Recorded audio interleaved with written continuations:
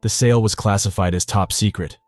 Whatever we were doing out there, they didn't want anybody to know. Not the Russians, not the Chinese, not the public, and certainly not the crew. We'd been kept in the dark, fed the lie that we were heading out on a routine patrol. Up and down the coast, they said. Back in no time. That was before the storm. Before the sea turned into a maelstrom, and the night swallowed the sun. It was before the captain slit his throat, and before the crew tossed themselves overboard, desperate to escape the nightmare we'd fished out of the sea. My name is Walter Mills. I suppose I should probably use an alias, something to prevent the people above from finding me. But the truth is, I don't care. I've spent my entire life caring. My entire life running from the shadows that sit above our government, from the puppet masters that pull the strings of the world.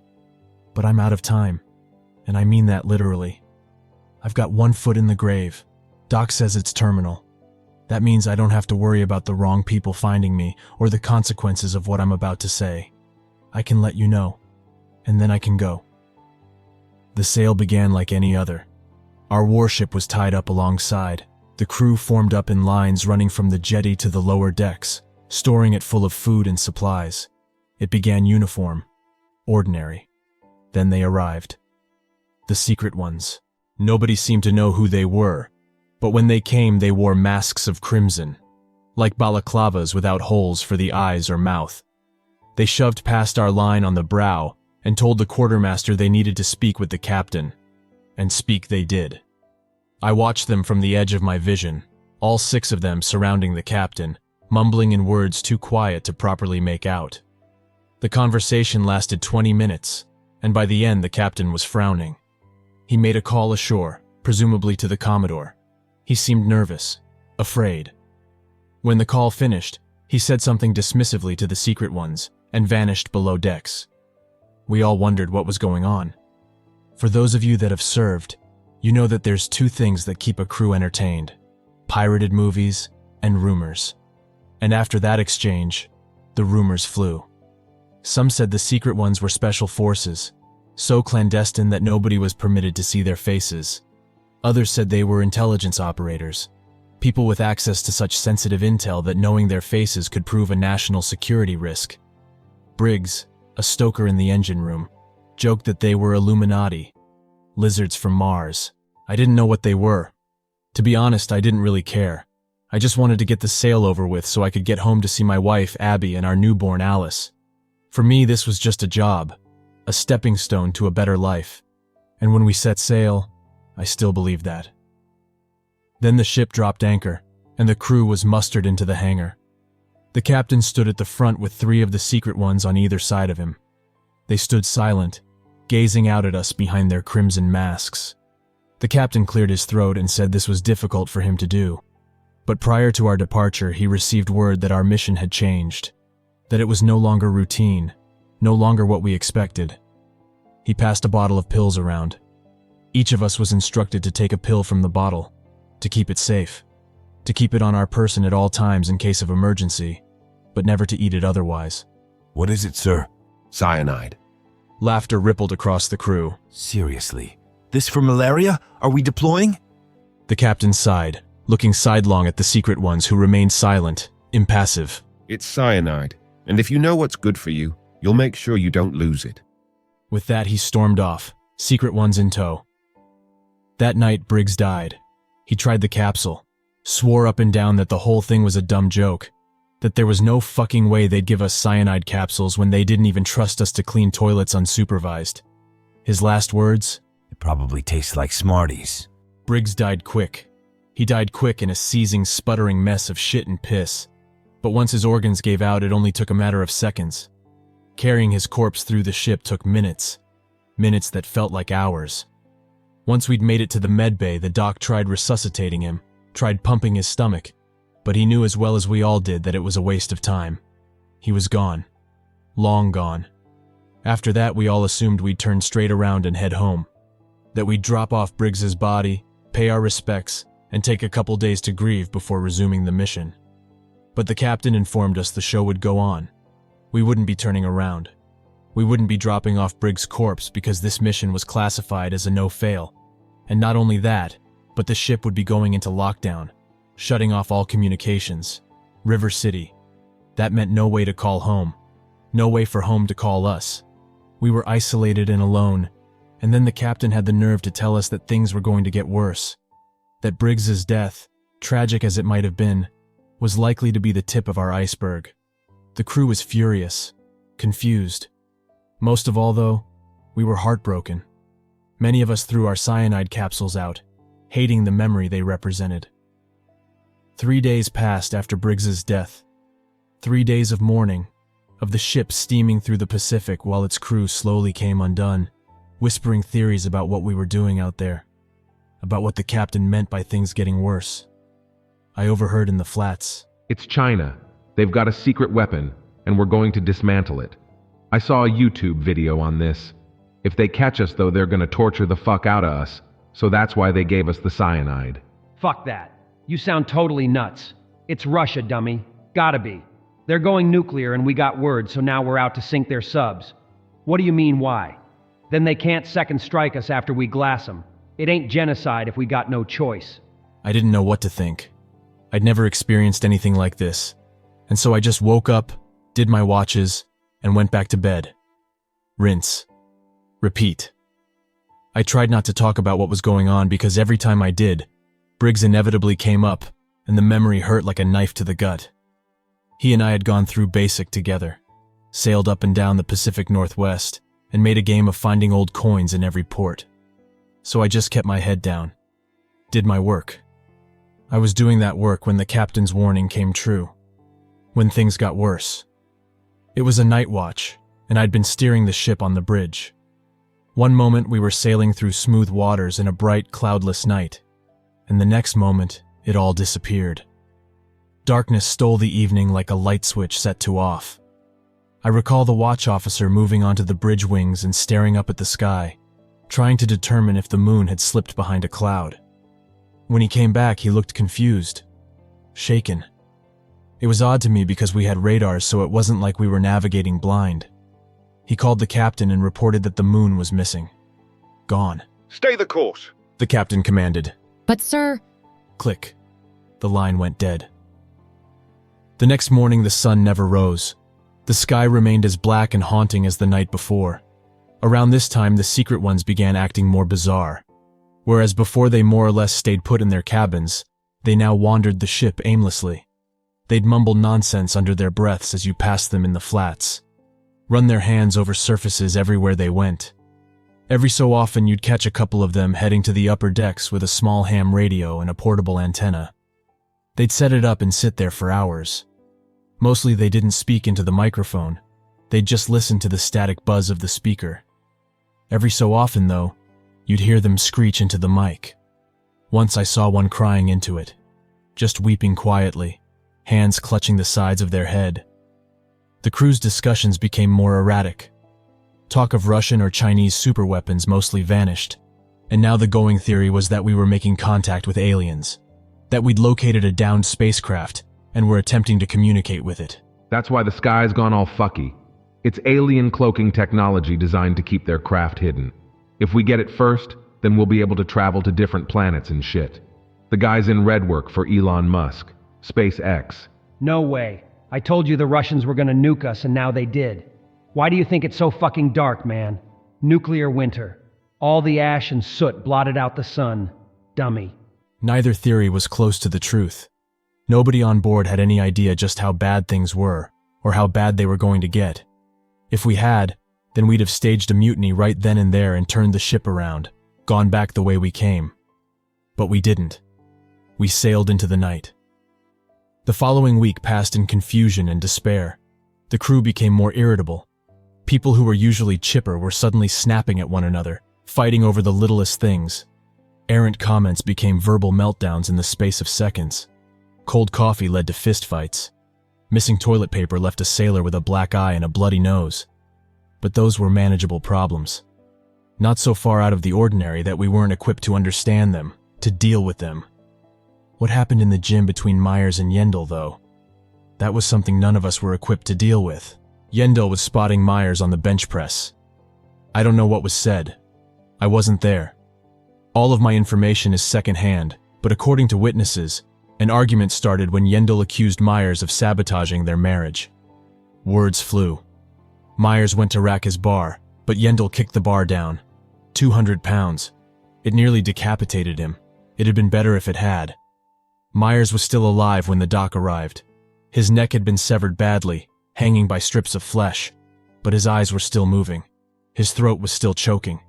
Yendel sat bawling in the corner, screaming that she didn't mean to, that she never wanted to hurt him, but couldn't stop herself. She screamed as they dragged her away, as they locked her up. Myers didn't live much longer. The doc put him out of his misery the fastest way he could think of, by finishing the job. The rest of the crew got to work cleaning up the blood. As for Yendel, she died an hour later. Turns out she never threw out her cyanide capsule, and she finally got her chance to use it. At the time, I felt awful for them. Awful for Myers to suffer the way he did. And awful for Yendel because I knew exactly what she meant. That she never meant to hurt anybody. That some dark miasma had infected the ship, had seeped into our hearts and minds, and it had made us angry, desperate. That night I thought of her, of what she must have looked like after she'd swallowed her cyanide capsule, of how easy it could have been to escape this nightmare if I'd never flushed mine. Then my thoughts turned to my wife, my daughter. Guilt filled my stomach like a pit of vipers, snapping at me for even thinking of leaving them behind. I drifted off. My dreams were messy things, hopeless, twisted. I dreamt of Briggs's spirit wandering the ship, unable to find peace so far from home, trapped in a steel cage like a rat. When I awoke, my mind felt like mush. I stumbled through the flats like a zombie, each step more plodding and heavy than the last. My ears rang, my vision blurred. I half wondered whether I'd been drugged or if there was a carbon monoxide leak in the mess. But then something caught my eye. The Secret One's cabin. Their door was cracked open, barely. It was never open. I peeked in, spotting one of them sitting at a desk with their back to me. The lights were out. A low sound played in the room, something resembling music, but decidedly off-tune and agonizing, like a violin's strings being stripped and sanded. I used it to cover my footsteps as I slipped inside, eyeing the Secret One as it sat rigid in its seat. It wasn't wearing its mask, at least not properly. It had lifted it up to its eyes, except it had none. No eyes, no nose, and only a tiny round hole that passed for a mouth. Heart pounding, I gazed at this thing in the thin light from the flats, suddenly understanding why they were running their hands over everything on the ship. They were navigating, scouting. It lifted a finger to its face, tracing along a series of scattered wounds, some still bleeding. With a whimper, its nail plunged into its cheek. A pool of blood formed around it. The Secret One moaned. Slowly it peeled off a small strip of flesh, then another. It placed them down on the desk, humming in tune with the distorted music, and the flesh began to writhe. It began to twist and reshape. The Secret One felt it with its hands, nodded to itself. Then it pulled a file dossier from the desk, opened it up, and felt for a form before scribbling something onto it and replacing it in the drawer. The cabin door creaked open. Another Secret One stood in the doorway, gazing at me through its crimson mask. It cocked its head, took a step forward.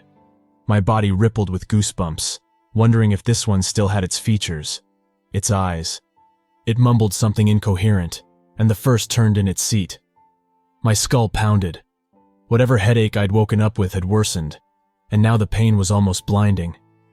I stifled a groan as the first Secret One rose from its chair. It approached me and I took a quiet step backward as it reached into the locker I'd been standing in front of, removing a ham radio and a machete. My heart hit my ribcage once, twice. I wanted to faint. Then both of them left the cabin, leaving me alone.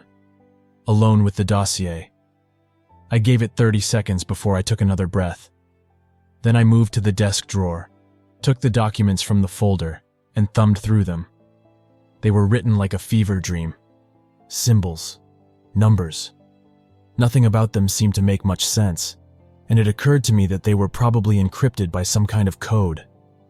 Cursing, I stuffed them into my pocket for later analysis. I hurried to the bridge, already late for my shift.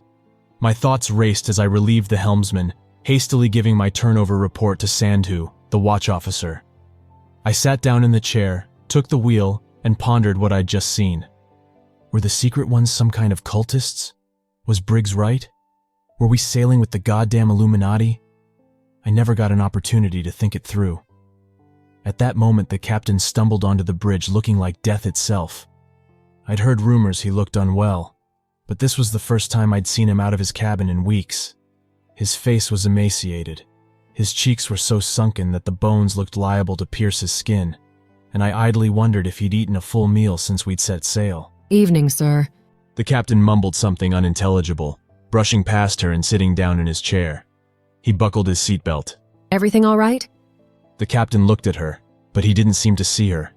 His fingers gripped both sides of his armrests, and his lips began to move. Goodbye. I'm sorry? Goodbye. Goodbye. The captain sat in his chair, repeating the word over and over again as tears leaked from his eyes. Better get the doc. Sandhu muttered. She picked up the phone, but before she could get the number dialed, an orange glow appeared beneath the bridge windows. Something flickering. Ma'am, those secret types just lit a bonfire on the fucking gun deck. Ramirez reported from lookout. What? Sandhu rushed to the window, looking down in shock and rage. Then she moved to the bridge wing, calling down to the secret ones to put the fire out. A moment later, she screamed. Ramirez, looking out the bridge windows, suddenly turned and vomited onto the deck. What's going on? It's Yendell. It's Yendell and Briggs. They're chopping up their damn corpses. Sandhu stormed back inside, shouting at the captain. Sir, permission to mobilize an ERT and put those assholes in confinement? Goodbye. Goodbye. Sandhu cursed. She picked up the phone and dialed the executive officer, informing them that the captain had lost it and that the secret ones were cutting up corpses, burning bodies. They needed to get people out there to shut it down now, people with weapons because the secret ones had machetes. The XO said they were on it, but it was too little too late. Somehow I already knew the secrets had already finished what they came to do. From deep in the night, the wind howled, screamed. A wave struck us broadside, a big one. It twisted the warship like a rubber duck in the bath, knocking Ramirez sideways and tumbling Sandhu across the deck. I managed to steady myself against the helm console. Jesus Christ. Everybody all right? I buckled my seatbelt. What the hell was that? Rogue wave. Been 3 weeks of perfect weather and then that comes out of nowhere. This sail is cursed. She grabbed the phone and began a ship-wide announcement for a rapid survey, but she never finished the pipe. Another wave struck us, then another. Sandhu's head slammed against the center console with a sickening crack, and she fell to the deck motionless. I braced against the helm, my seatbelt squeezing painfully into my waist. Nearby, I heard Ramirez shrieking, praying. The captain continued to utter his refrain. Goodbye, goodbye, lightning flashed. For the first time in weeks, I glimpsed the sky. Dark clouds spun around us as though caught up in a whirlwind, and in them swam faces, shadows. They gazed down at us, anguished. I saw Yendell, Briggs. I heard them scream and howl as though calling for somebody in a language that could only be described as blasphemous. Ramirez's body arched and twisted. He hollered as though something were picking him apart from the inside out. I wanted to jump up and help him, but I needed to keep control of the ship. Abandoning the helm in a storm like this would mean certain death. Not like this. Ramirez moaned. Tears streamed from his eyes as he gazed up at the haunting faces of the dead swirling in the sky above. I can't. His hands gripped the guardrails running along the bridge, and he pulled himself slowly against the violently rocking ship, inch by inch. I gazed on helplessly as I saw him reach the hatch leading to the outside bridge wings, and I knew exactly what he intended on doing. After all, Ramirez and I had flushed our cyanide capsules together. Don't, I called, but I couldn't think of anything else to add. Why shouldn't he? Why shouldn't I join him? He paused, looked at me. Then he pulled open the hatch, filled the bridge with the deafening bass of the storm, and threw himself into the sea. I sat there, dying in slow motion. The waves, already vicious, worsened. The swells now threatened to swallow the ship, reaching the height of skyscrapers as their walls of water crashed around us. The vessel's frame groaned, shrieked. It sounded as though the whole thing was moments away from splitting apart. And then another wave hit us, a Goliath. My neck snapped sideways as my seatbelt tore into my waist. Suddenly down was up and up was down. We tumbled in the rage of the sea, frigid water shattering the bridge windows, smothering the captain and I in wet darkness. In retrospect, I don't know why I held my breath. After all that had happened, drowning would have been easy, preferable. But I did. I think I held it for Abby and Alice, gurgling as I desperately attempted to get my bearings, until the water began to drain. All the water in the bridge poured out of the shattered windows, along with Santu's lifeless body. I hung upside down from my seat, gasping for breath. Ahead of me, the captain did the same, appearing to have finally been shocked into lucidity once more. He was no longer muttering goodbye. Now he was gazing straight ahead, and something was gazing back at him. Something titanic. It stared at him through the broken window, its eyes like 3 orbs of swirling obsidian. The captain reached into his pocket and pulled out his knife. It was meant to cut lines, to cut ropes. I wondered if he meant to fight that thing, to stage one final defense for him and his crew. But instead, he pressed it to his throat. He jammed it into one side, and with a gurgling groan, ripped it across with both hands. His neck exploded in a shower of blood. The creature, seemingly satisfied, looked to me then. It looked to me, and I looked back, deep into those eyes of swirling darkness, and in them, I saw the abyss. I saw the void. It was as if something had bottled all the pain of humanity into a single point, compressed it down into something resembling a collapsing star, and then let it ignite. A new Big Bang, an entire universe built of our despair. I writhed and twisted in my seat. It felt like somebody had poured napalm into my skull, and I realized that thing was inside of me, that it was tasting my thoughts, my memories. I clenched my fists and set my jaw, and I screamed my throat raw, but nothing lessened the agony. The cyanide. Why the fuck had I thrown out the cyanide? It would have been so easy. So easy. Abby, that was why. Abby, and my little Alice, who would grow up without her father. I couldn't punch my ticket, not if it meant leaving them behind. My thoughts rebounded against the monster, the love I had for my wife and daughter struggling against all of its emptiness. Struggling, but winning. The napalm in my skull dissipated. The screams echoing from my mouth faded to gasping breaths. A voice reached me, from somewhere distant and endless, and it told me to never return, to hold dear to what I have. Then, from beyond the shattered window, the monster's eyes closed, and so did mine.